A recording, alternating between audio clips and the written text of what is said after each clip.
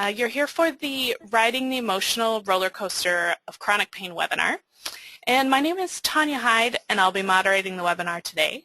I'm the project manager with the Canadian Institute for the Relief of Pain and Disability, and this webinar is co-sponsored by CIRPD, ourselves, and Pain BC, and is also done in collaboration with the Canadian Pain Coalition. It's also made possible through the support of the Community Gaming Grant Program through the BC government, as well as through donations and memberships.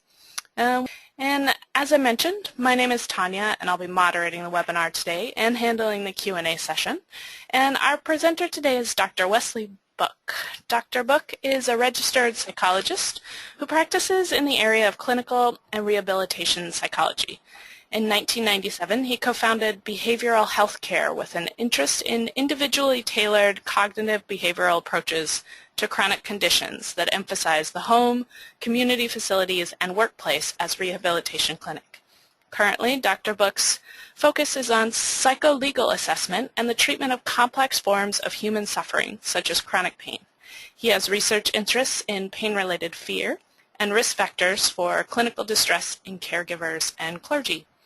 So I'm going to hand it over to you verbally, Wes. If you want to just do a pronounced pause before you want me to go ahead and change the slides, that would be perfect. And then I'll just be paying attention. Okay, so I am not going to do any kind of pronounced pauses to catch my breath. Because that will mean you go to the next slide. So what I need to do is just pause and don't say pronounced pause. Is that right? That would be correct. Okay. Hey, you know, thanks to the Canadian Institute for the Relief of Pain and Disability, and also the support of Pain BC and the BC Pain Coalition for the invitation to talk about chronic pain today. It's a subject, I must say, that has captured my attention for my entire career as a psychologist. Thanks also to you, Tanya, for all this last-minute messing around that we had to do because my computer decided not to work properly, and for walking me through the technicalities yesterday when everything went flawlessly. So I appreciate you hosting today, for sure. And to everyone who's listening in, happy Earth Day. I have a secret, and it's a secret about Tanya and myself. And I don't even think Tanya knows this secret, but I'm going to let everyone in on the secret if you all promise not to tell anyone. And that is that Tanya and I own dogs. And up in front of you should be a slide of my dog, Toffee, who is a cockapoo. Now, Toffee, that means he's part Cocker Spaniel and a part Poodle.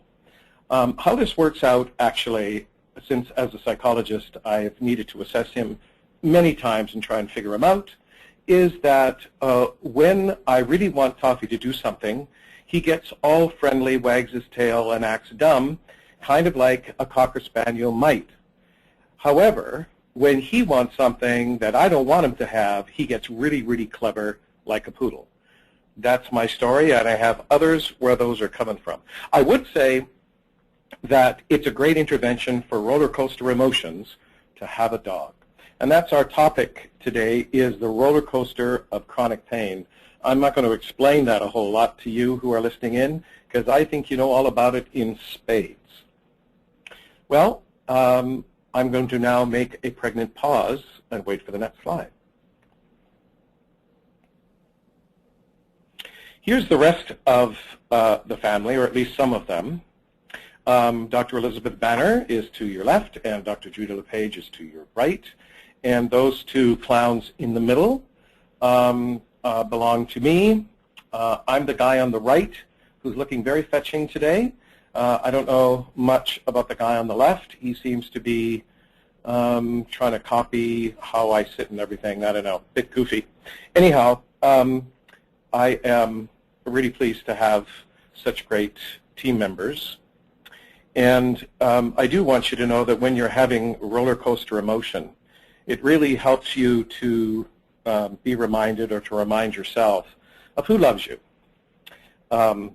I work with lots of people who have roller coaster emotions, many of them because they have pain, and you know all the kind of raw emotional experiences pain can bring you. Well, in her particular case, she had pain and really quite a pronounced driving phobia, driving anxiety, and I managed to get her into my car, which was a major deal, and then I was starting to work with her on actually driving in the car with me as the driver and her as a passenger. And she needed to really touch base with something that meant a lot to her, something that would remind her that all was okay. So I got her to put up a picture of her children on the car dashboard so that she had ready access to that. And it really did, just in a glance, seem to settle her down. These pics of people that we love can have great power. Some family members and some friends can help you experience deep emotion safely, help to sort of get it out. So, for instance, when you're sobbing, and you really would like a hug, and sometimes we don't want a hug, but sometimes we do. Or when you're really, really mad and you want to tell someone about what's making you so mad, and someone that you trust and can be a good stand-up person as you talk about what's going on respectfully to them. So that's really important as well. So family counts. Friends who love you, they count. So next. Here's a pic of anger management at behavioral health care. Elizabeth is teaching me all about it. And I must say that humor helps with roller coaster emotions. Here's a fun exercise that is going to sound really goofy, but then so's the picture you're looking at, and particularly that guy who is receiving some kind of blow there. Try getting really, really mad, or remembering when you were really, really mad, and really get into it. And then switch to standing on one leg and flapping your arms like you're a bird. Now, try doing that in a full-length mirror. In fact, try doing that and have someone put it on YouTube. Fun for everyone. But here's the thing. Humor can really, really help with strong emotion, when it's used appropriately, of course. On this next slide,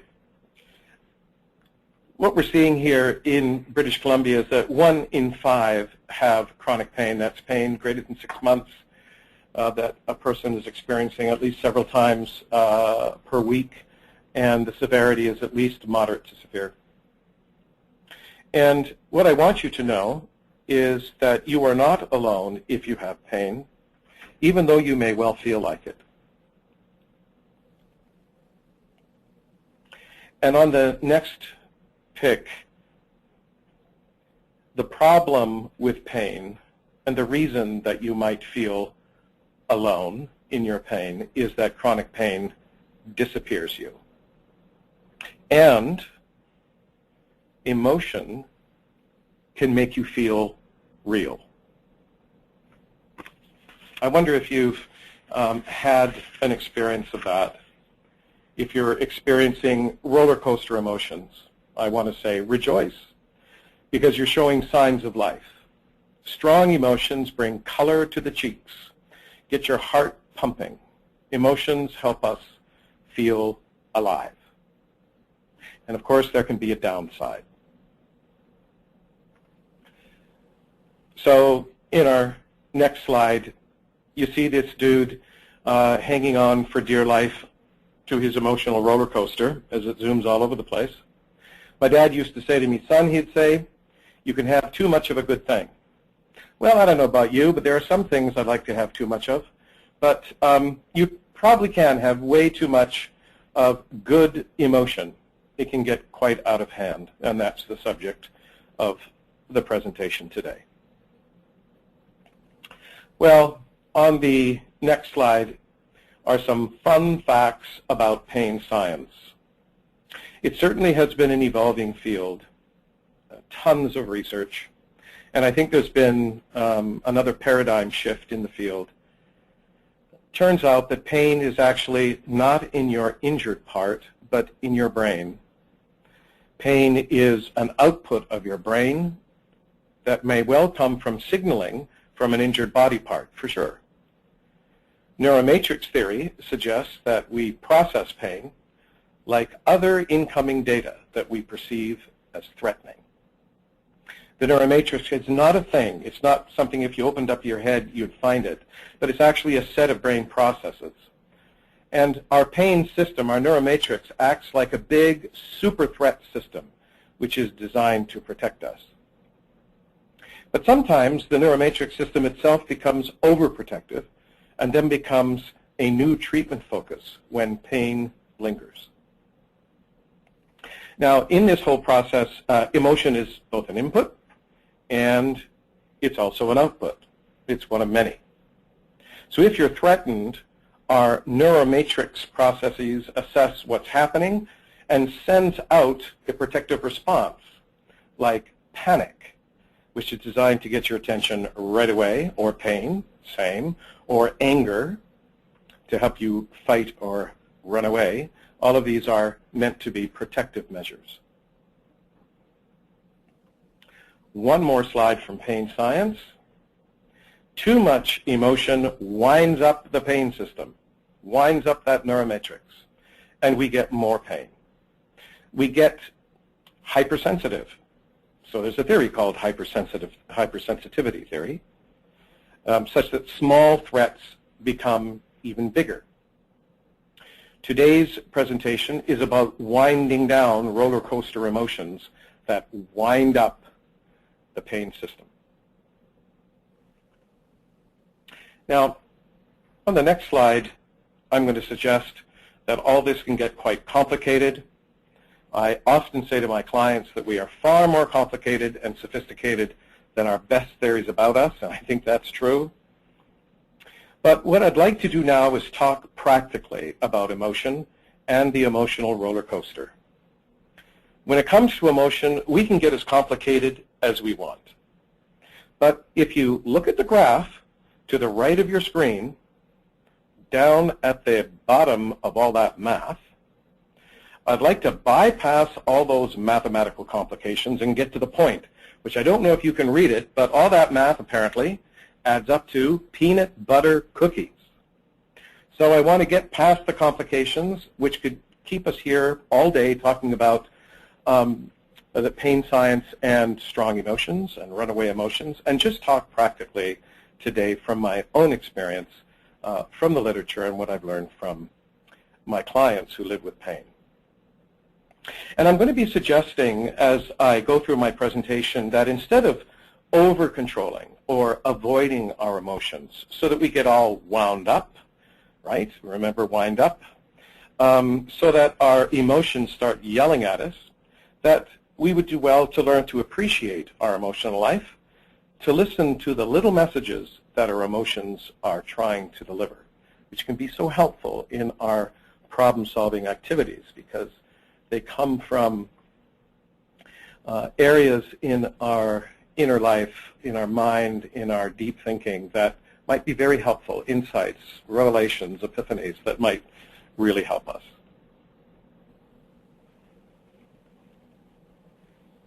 So on the next slide, I show the problem with stuffing emotions. When we have strong emotions, sometimes we're so alarmed, we want to get back into control, so we try and stuff them down. But the little motto there says, don't stuff them down, don't ignore them, they're waiting for you. That's very true. And on the next slide, when we try and stuff them down, we get something silent but deadly, a kind of emotional cancer, like tooth decay that kind of eats away inside of us. And we really can't benefit from what's going on there because we've stuffed the information. On the other hand, the next slide tells us that stuffing can turn out to blow up on us and everything gets very noisy.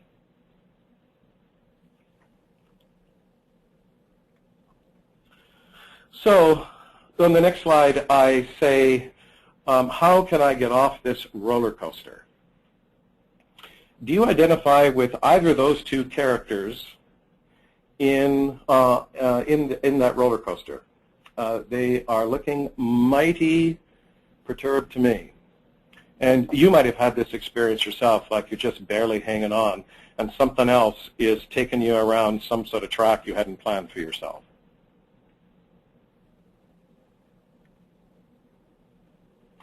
Well, I have to make a confession here, because this next slide is about a poll.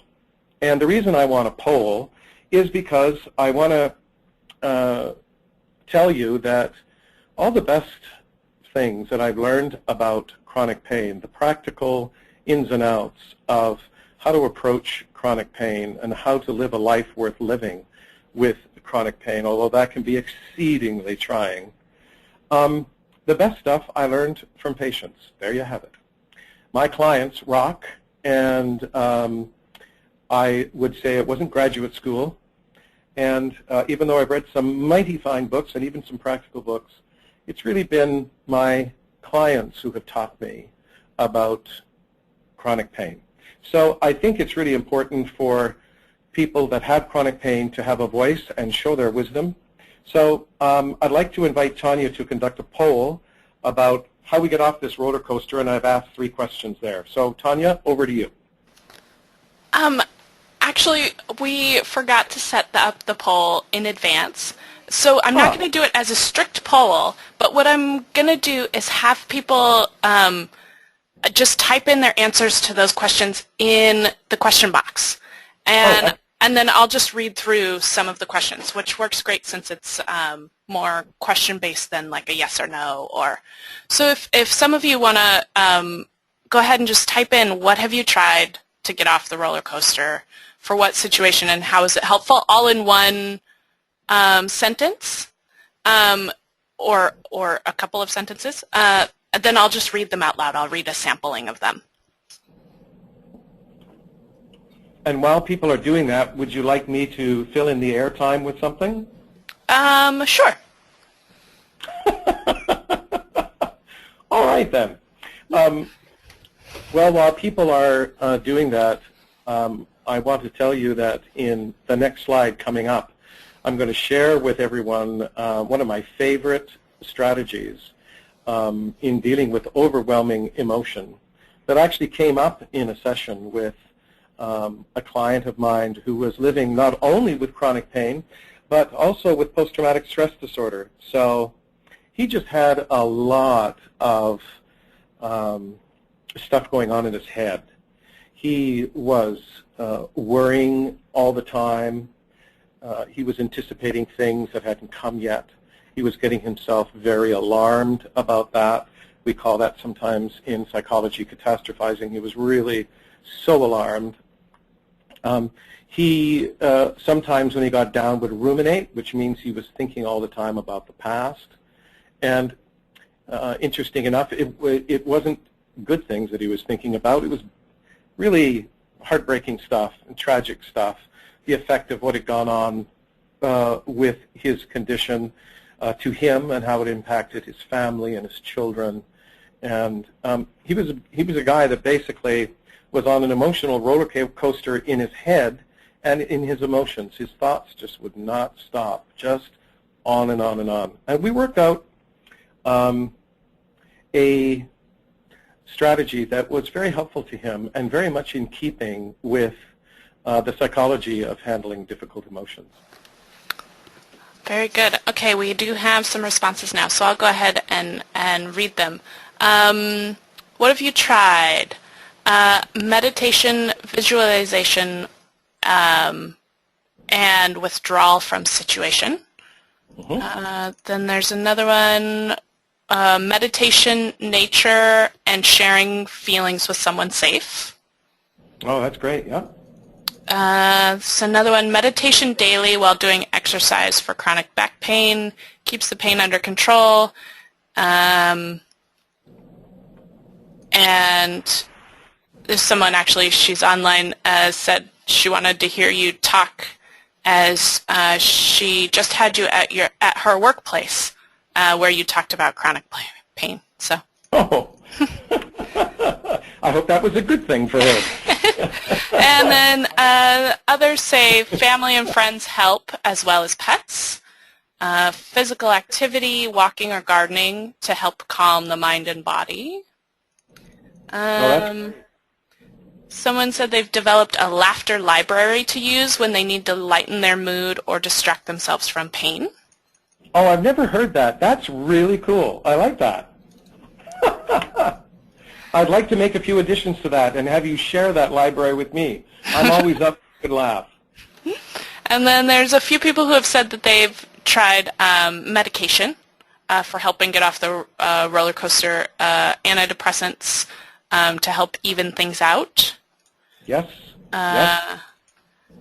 Relaxation reset when it's stressful at work helps to allow them to reset and not let the emotions get in the way of work. Wow. Yeah, very good. Keep going. I'm learning. I'm writing all this down. Positive thinking, listening to my body, and getting emotional support and keeping active. Yeah, you know, that whole thing about listening to your body and staying active is really important. And I just want to say to that person who mentioned that how much I appreciate that listening bit, because when I was starting off in the field, there was this idea that really your pain didn't have much to tell you that you didn't already know. And so and since your body was the site of a very unpleasant, continuing, constant experiences that were negative, who wants to listen to their body? But it was actually patients who helped me to know that you can be discerning about your body and that there might be a lot more going on in your body that's helpful for you to know than pain only, which led me to the implication that we are so much more than our pain. There's a little something just for everyone who's listening in today. You are so much more than your pain. There is more to know about you than your pain. So all of this, once again, from working with people like you folks that are listening in, are giving me all sorts of great ideas. Great. And then there's a lot of them that are along similar lines. A few who mentioned doing physio and acupuncture has been helpful. Yeah. And yoga. Oh, yeah. Yoga's, you've had Neil Pearson on, and I think I robbed or stole one of his slides for something here. I can't remember. At any rate, I know Neil, and he's done really well in knowledge translation of pain. And he's a physiotherapist and a yoga practitioner, instructor. And there's some good preliminary research coming out on yoga and good things that it does for the brain, like thickening the frontal cortex and stuff like that. So these have all been shown to be helpful to the neuromatrix processes in wind down. Very good. And then I think I'll just read a couple more, and then you can go ahead on your on the rest. Yeah, by all means. Someone said doing something that holds my interest and distracts me. Yes. And related to that, someone else who said reading books that alter my perspective when I'm thinking in a way that's not helpful. And if I can just barge in here again, the book part is really important to my presentation today for two reasons. One is my last name is Book, and you, Tanya, were trying to pronounce it, but it doesn't sound like it's pronounced book, but it actually means, it's pronounced book in Danish, and it means like reading a book. And so my family tend to be academics, amongst other things. So that's the first thing. The second thing is that my presentation today is going to give you the actual images of workbooks that I use every day in my work with clients with chronic pain, and you're able to get those books yourself. And I took a few of the gems that I found in them to share with everyone today. But you can do the same by getting some workbooks that are helpful, or maybe this listener was talking about books that they find enjoyable, like a good novel or something else. Great. Wonderful. And then just a couple others. People found dancing helpful, Love it. and Tai Chi. Oh yes, Tai Chi. Yeah. And then, yeah, a lot of the other ones are similar. A lot of breath work and meditation and mindfulness. Yeah, you get a sense, Tanya, that there is a library of books out there that have wisdom, and they're talking to us now. And much appreciated, everyone. Shall we stop there or keep going? I think we could probably stop there. Okay. And if you're interested, I can also do a download of all of the responses and send them to you if you'd be interested. I, for one, would. Yeah, absolutely. Wonderful. And so we're going to move on. I would just say one of the things I also noticed about these good ideas is that many of them involved movement. Now, that's a really good thing with the recent pain science, which is pointing to different ways you can move that are very helpful in not only creating more function, and so you can do stuff that you would like to do. It's also good for your mood, again, so you can do things like socializing, going places that you'd like to do. But movement is also something that can help the neuromatrix to settle down if it's the right kind of movement. And it's almost like retrain the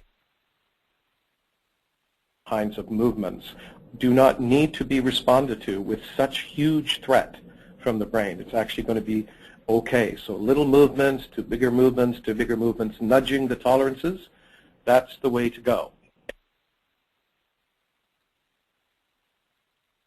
But you definitely get the brain's interest in perceiving that movement does not mean you're screwed, or and so therefore it's not necessary for the brain to put out so much out of a sense of threat. So little bit by little bit by little bit, keeping things wound down rather than wound up. Tai Chi is a great example. Love the idea of dancing. Great. And on we go. So here's the one strategy that I learned together with this client of mine who had chronic pain and who had post-traumatic stress disorder. So it goes like this. He actually called all of that thinking that he was doing, all the worrying, the ruminating, all the negative stuff that was going on in his head, he called it spin. And I thought that was really good. And when he said spin, I remember going home that day, and I'm the dude at home who does the laundry, so I was watching the clothes go round and round and round in the spin dryer, and it occurred to me that, yeah, my mind and his mind is kind of like that dryer. Inside is all that activity going round and around and around. Buddhists call it monkey mind. So it's going round and around and around, spinning around. You can get dizzy just looking at it. And it occurred to me that perhaps what I could do is just look at that spin as if it was what was going on in my mind, and then gradually just back up. So I was detaching in a way, backing up, and taking a look at it from increasing distance and see what kind of an experience that had on me. And then I took that idea and put it together with my client's idea of spin. And here's what we came up with. As the spin starts up, he tends to get triggered by various things that remind him of his injury. So when the spin really gets going, he'll say, "Hello, spin."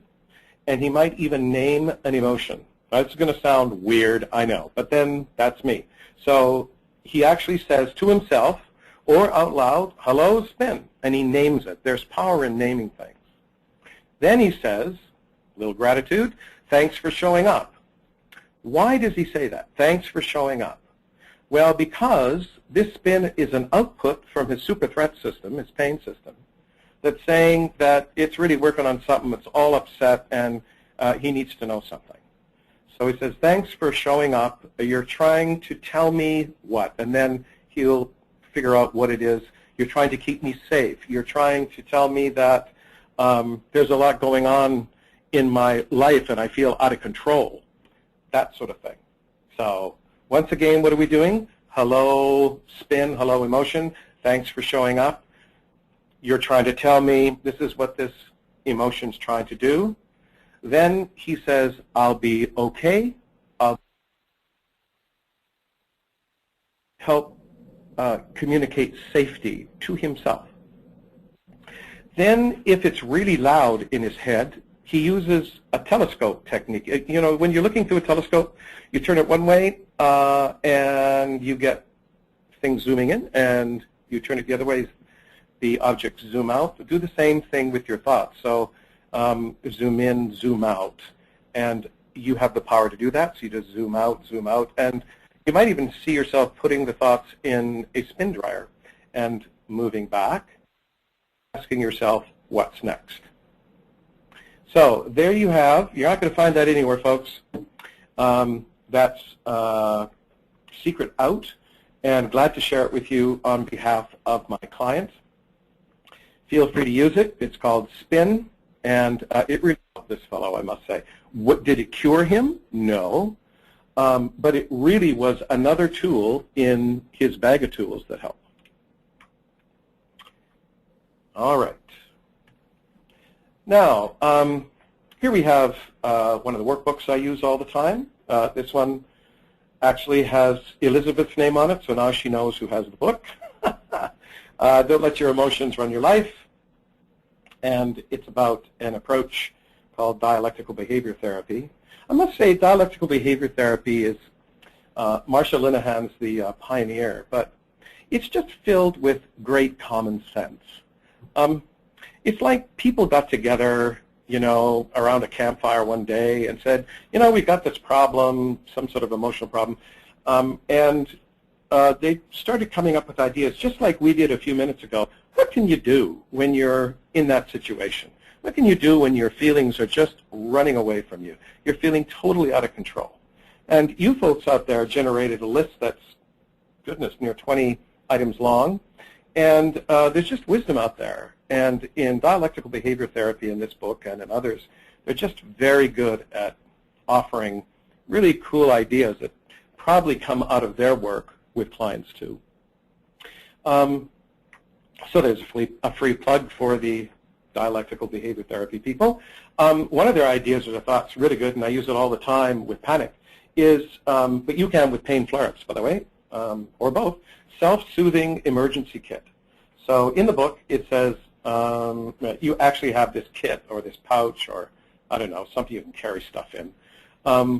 Lilac or almond body lotion. Well, I'm not so much into that, but some people might find it really helpful. A classical CD, some kind of music that is calming. And what's calming to one may not be calming to another. My son Dan plays me metal music that he says is very calming, so what do I know? A rabbit's foot, never thought of that. Worry stone. I use objects like worry stones or rocks or objects that have special meaning for sure. Incense, using the sense of smell to help calm a person down. The olfactory sense is, I understand, to be the fastest way to the brain. So pretty powerful sensory system. A few chocolates. Now, I definitely like that. And this was great. A tacky tabloid newspaper. I never would have thought of that, but there you have it. I love it. So there you have the self-soothing emergency kit for when you're in roller coaster emotions, and you reach into that kit and you pull out something that's going to be helpful. And you can put all sorts of things in there. If we have time, I get you to make some suggestions, because I'm sure that all of you out there have ideas of your own. So the next slide is from a mindfulness-based stress reduction workbook by Stahl, and it's a really good book. I really like Stahl's work. Basically, from the work of Kabat-Zinn, who has been using, a psychologist who's been using Buddhist principles in his work, really affect chronic conditions. And Stahl's work comes out of that, and there's a program called Mindfulness-Based Stress Reduction, and I think it's a great program. One of the little tools in there is called STOP. I love this tool. For runaway emotions, for things you just don't feel you have control over occurring inside you, and it's an acronym for S equals stop and get grounded. Now, he didn't mention the get grounded part. That was a freebie for me, but the thing is, you can say stop, you can think stop, you can think of a stop sign, stop, you can actually stamp your foot, stop, but then get grounded, as in sometimes runaway emotions make you feel like you're in a roller coaster taking off, like leaving your body. So feel your feet on the ground and your butt in the chair and your hands by your side or whatever it is. Just get physically grounded and centered. And T is take a breath. I see by the responses today in our little poll that breath work is quite familiar. And I think that's another gift from the mindfulness folk and the influence of Buddhism and Hinduism and several other religious traditions, great reservoirs of wisdom. 0 equals observe. This is a big one for everyone who works in chronic pain. It's from a mindfulness kind of idea, so the mindfulness-based stress reduction. You observe. I like the word get curious about, which I learned in Hakomi, which is a beautiful therapy for all sorts of things. And just being curious, but just curious. Stepping back a bit, detaching a bit, and observing, being curious, being a student. What's going on, right? And then P is once you've done that, settled yourself, proceed. There it is, stop, from a mindfulness-based stress reduction workbook. Hey, what do you think, Tanya? I'm sorry, what was that? I was just saying I'm telling people about these books. I should get a commission for selling them. I'm marketing them. That you should.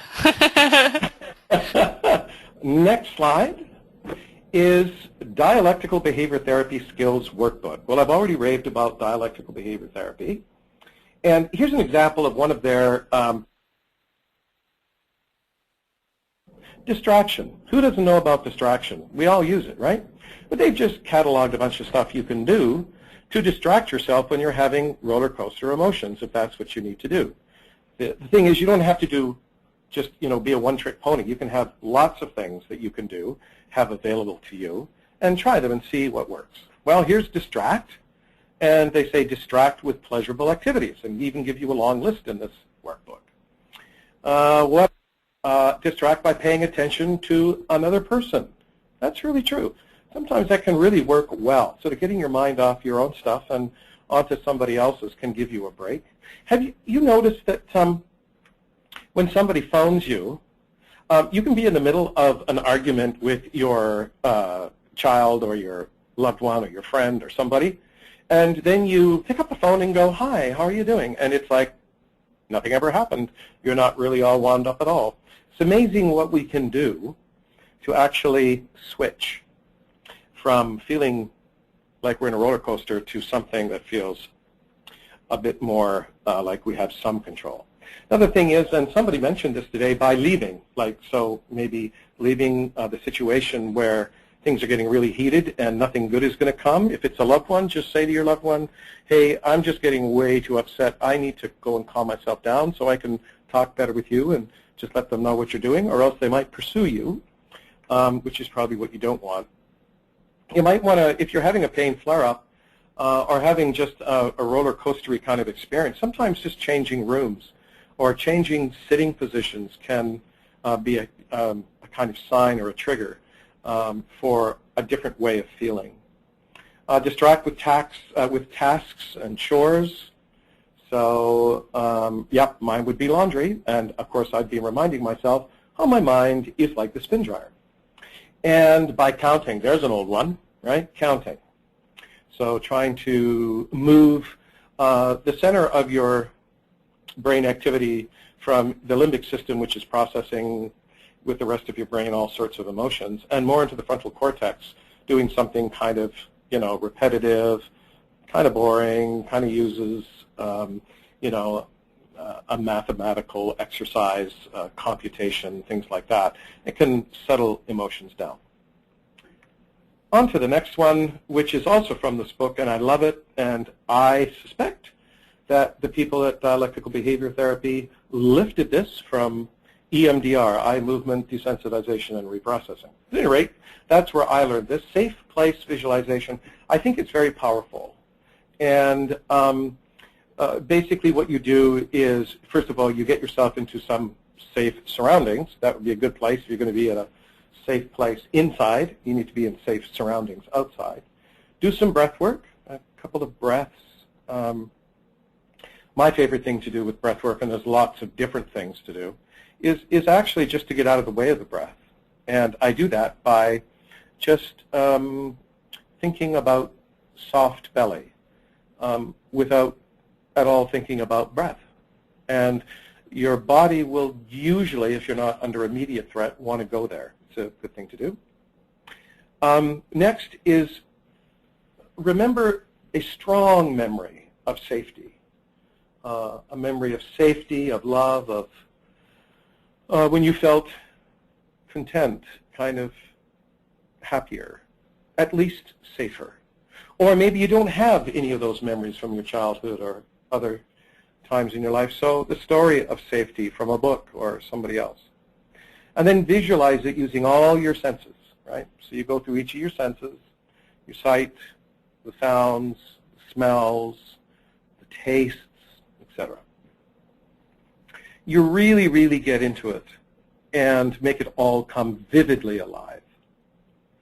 And you can also associate it with a cue word, a word that you can use to induce this kind of safe place in a time when you don't have to do the whole protocol. So you might say peace or safety or something, and then some breath work around that. And there you have it. Another very practical thing from the Dialectical Behavior Therapy Skills Workbook, which is very helpful also for pain flare-ups, by the way. Okay, moving on. This is from the Acceptance and Commitment Therapy, or ACT folk. I use them a lot. I really like what they're up to for all sorts of reasons. And one of the things I find that makes them so credible is that their pioneer, Stephen Hayes, had a really bad problem with anxiety, which he told me about, and I think he tells lots of people. And he used his own set of exercises from acceptance and commitment therapy and the principles of that approach to help him, for instance, speak in public, which he could never do. Now he does it all the time, so pretty convincing. He has, in this book anyhow, by Forsyth and Eifert, there's a FEEL exercise, another acronym for Feeling Exercises Enriches Living. What they're trying to get at here is actually allowing yourself to feel something that is going awry, to notice it, to be curious about it, to do an exercise that helps you do that. And like in dialectical behavior therapy, there's lots of little exercises they have that are very creative. Both of those, DBT and ACT, have communities of practitioners that come up with all sorts of great ideas. And that will, of course, enrich living. And as an ACT practitioner, they would say, living towards valued goals that you are committing yourself to. Okay, so on the next slide, we have an example for people to get really dizzy because they have problems with panic. You can have pain flare-ups and you can have panic at the same time. A double whammy, I think, which is very, very unpleasant. At any rate, one of the key approaches in psychology to this sort of problem is judiciously to, instead of running away, burying, stuffing, whatever those emotions of panic, which usually doesn't work, they become more strong than ever, you approach them with the idea that they're not going to kill you. The worst that can happen if you're sitting down is that you'll briefly pass out, but usually not. And then when you're not having a panic attack, just to practice this, they will get you to actually induce a measure of anxiety just to nudge your tolerances. So this word tolerances is coming up a lot. Tolerance building skills. And so you're nudging your tolerances to tolerate anxiety more and more and more. And so they do this in 4 ways: staring at a spot, spinning, sometimes in a chair, head between your legs and you pop up quickly, shaking your head. All sounds pretty weird, but the whole idea is then to use the feel idea of feeling that anxiety with this exercise, observing it, and I'd say distancing yourself from it perhaps, or maybe just noticing, and then until it's finished, calming down, because that's what panic wants to do. Calm down. It's hard on your body to put out all that energy. Just like in a rage, you can't rage forever. And then getting on with something else. Okay, then we're moving on to washing away your panic. I was all set to tell you about this great little exercise from Calming the Rush of Panic, again from Bob Stahl and company. And it's a RAIN exercise, he calls it. R equals recognize, A for acknowledge, I investigate, which is about the being curious, noticing, all of that, and N non-identify, saying, well, this feeling is not me, it's not me, it's being produced in me, but it doesn't speak to the core of me. It is something I'm just going to detach myself a bit from. And in the ACTS, people talk about fusion, when you get all wrapped up in something like a finger trap, a Chinese finger trap, as opposed to letting it go. I think it's really important, and not identifying with it. That pain is not me. It is just something that my body is doing to warn me about something which may or may not be helpful. Okay. Then the worry trap, another exercise from here that I wanted to do but won't have time for, but it's called LAMP, for label your worry thoughts. So here's this whole thing of worry, you know, when you have pain and you think, oh, that's new, then your mind starts chewing on that, going around and around and around in the spin cycle. Gee, I wonder what that is. That's probably something that, you know, means that my pain is getting worse and I'm going to become more disabled, end up in a wheelchair, all of that. So your brain just likes messing with that and going around and around and around because there's no obvious solution to it. So what's your mind going to do except just worry away at it? So you label your worry thoughts, you let go of the worry, you accept and observe thoughts and feelings, you're mindful of the present moment, what's going on in your body as this spin cycle goes around, proceed in the right direction. You can start seeing a pattern in these exercises. Wish I had time to actually run by these exercises in this webinar with you. They're kind of fun, but maybe you'll have to get the book and maybe I'll get a commission. All right, next slide is Act on Life, Not on Anger. I love the title of this. It's all about anger. And the idea is, again, trying to control anger, just like trying to control pain all the time, is like a Chinese finger trap, and that looks like a person who's not having any fun. Maybe they're, in fact, experiencing roller coaster emotions right there. So I like a lot of the suggestions in this little book, which applies acceptance and commitment therapy principles to anger. And on the next slide, they have one of many little gems in this book called Softening into Your Pain. Highly recommended. Would love to do it with you now, but no time. But it's there for you, and lots of other exercises where that comes from. Softening into your pain is just going to have you, instead of running from your pain, starting to allow yourself to be curious about it, notice it in different ways, so that you don't feel like you're enslaved to that pain, like it is the roller coaster and you're hanging on for dear life, like in my slide a while ago.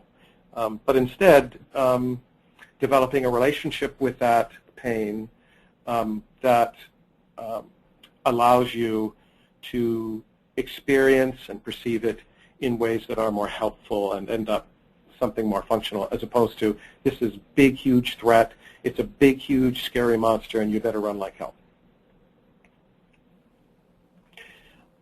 On the next slide, I have some parting thoughts. I put up Calming the Rush of Panic, by the way, there again, because at the end, Bob Stahl gives a loving kindness exercise, which I absolutely adore. And I've had experiences of loving kindness that really changed my life. It's from the Buddhist metta tradition, and highly recommended. All in keeping with the literature and very practical stuff on loving kindness versus self-criticism, loving kindness and self-compassion versus beating yourself up, that sort of thing. Look at me, I can't even control my own emotions, what a basket case I am, all of that. Well, loving kindness is a whole different way of helping that body of yours, which is putting out all this pain output and is highly unpleasant and difficult, to feel different about you in the midst of all that. That's important. So my parting thoughts are this before we have some questions. Emotions are meant to be helpful. That's right. Sometimes it's hard to believe when you're on a roller coaster of emotions, but they're meant to be helpful. They're like a message in a bottle. They pop up from the rim of our awareness or deep in our unconscious, and usually there's a very short message. Emotions aren't necessarily the primary emotions anyhow, are not complicated in my work with them, both personally when I have therapy or with others that I'm working with. They usually have just very short messages that have an action tendency that is congruent with what that measure is. So that message is. So they're meant to be helpful, and I really invite you to listen to them so that they won't keep yelling at you. So the next thing I said was emotions won't yell if you listen the first time. It's kind of true. It kind of reminds me of when my kids were young, and if I wasn't listening, they would find a way of getting me to listen by upping the volume. Next one is, if you're depressed, beware of cognitive distortion. So when you're listening to yourself, your pain, other emotions, other thoughts especially that you're having, discernment's important, and it can be, especially when depression can cloud these things, and it's helpful to have another person who's skilled at this, like a cognitive behavioral therapist, which is actually a shameless plug for folk like me. Know your medication side effects. I have lots of people that come to me for help, and they have runaway emotions, and in about 3 or 4 weeks, they go away, and they wonder what happened. It's because they went on a medication which is giving them a lot of side effects, but once they work through the side effects, that medication may in fact help them. What I've usually found with medication is that it tends to take the edge off the emotion. In other words, slow the emotional roller coaster down.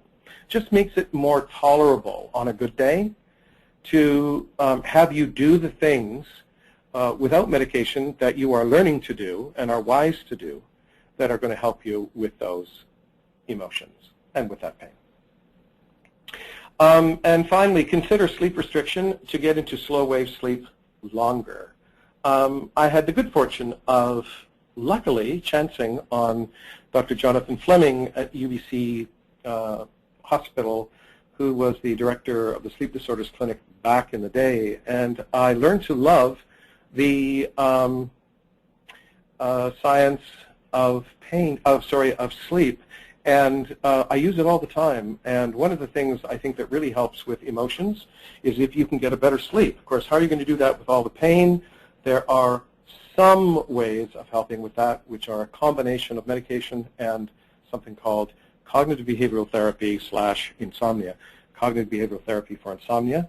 One of the techniques of which is sleep restriction, which gets you to sleep within certain periods so that you're driven when you go to sleep into the deepest part of sleep quickly, especially at the beginning of sleep, and last longer there, which is very refreshing and helpful both in terms of pain, sleep, and mood, emotional experiences for the next day and so forth. All right. That's it, Tanya. Time for questions. Next slide. All right. Thank you very much. Those are some super practical tools that I think oftentimes that's what people are looking for the most. Like, information is super helpful, but it's always nice to just have super practical, tangible things that can help. And so thank you very much for those. Oh, you're welcome. Let's see. Some questions. Someone wondering if you come across clients who find that reading about pain triggers or causes an overfocus on pain. Yeah, it's a great question, isn't it? I certainly say it can. So I'm going to make a distinction here between, as my dad said, you can have too much of a good thing.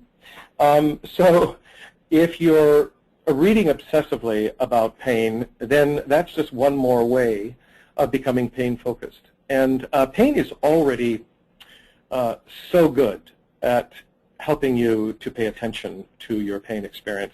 Doesn't need any help from overdoing it on the pain reading. On the other hand, I think that learning tools empowers you to learn and understand yourself, which will lead hopefully to a sense of greater compassion for yourself. It's a huge field, this whole thing of pain. It's one of those areas that we're not going to figure out anytime soon.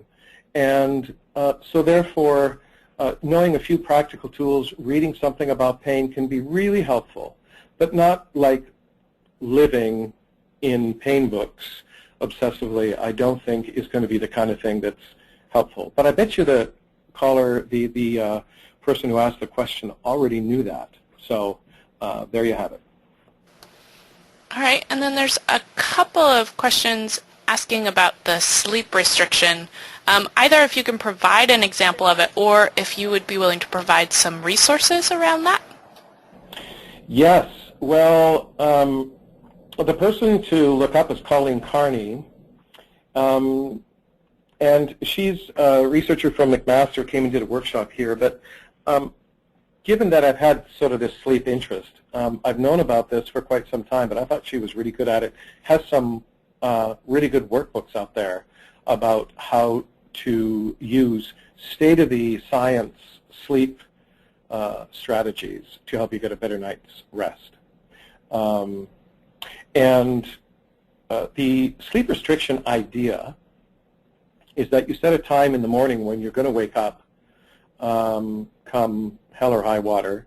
You may need to have someone phone you. You may need to, resort to all sorts of fiendish ideas to help you get up out of bed and into the shower, or doing something that's on your feet, maybe pausing by the side of your bed, stretching, doing whatever you need to do as a person who has pain, but definitely getting up, not staying in bed. And then refraining from any more than a 20, 30-minute nap during the day, and then going to bed when you can't keep your head up, and trying to refrain from going to bed when you're kind of sleepy. Wait until you're really, really dopey. And it's best to do this with somebody who knows what they're doing, maybe your family physician, a sleep specialist, psychologist who works in this area all the time. But the idea is to push the sleep, especially first sleep cycle, to get into that deep, slow wave sleep, delta sleep, for as long and as deeply as you can. Over the course of the next cycles, you tend to have less depth in your sleep, just normally speaking, and shorter. But it's really a great way to, and also very difficult, to get down there even when you have pain. And I work with people who have pain all the time, and I know that you can do this, but you have to set it up very carefully. But there's nothing like getting a better sleep for pain and for how you're feeling, roller coaster emotions, and even having repeated sleeping that is of a better quality. Thank you very much again, Dr. Book, for your wonderful presentation. It was really great. You're very welcome, and thanks, Tanya, for rolling with the punches here. You and I have been rolling through stuff that we didn't expect, and I really appreciate your help with all that. So kudos to you. Absolutely, and thank you as well for rolling with the punches.